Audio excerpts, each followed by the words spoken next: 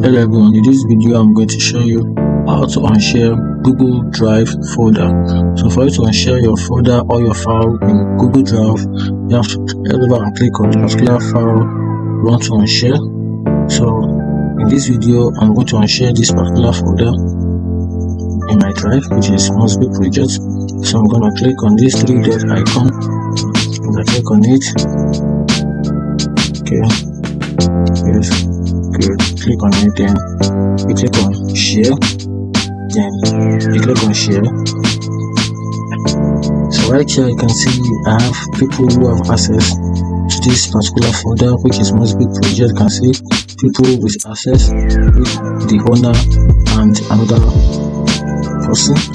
So right here I'm going to edit this particular person. This email here happens to be the owner. I can see this is the owner. Then I'm going to remove this contact access from having access to this, or I'm going to unshare them from having access to this particular folder. So I'm going to click on this option, the drop down arrow, then I'm going to remove access, then go tap save. And that is how to unshare files in Google Drive. Find this video helpful, like and follow for more. Thank you.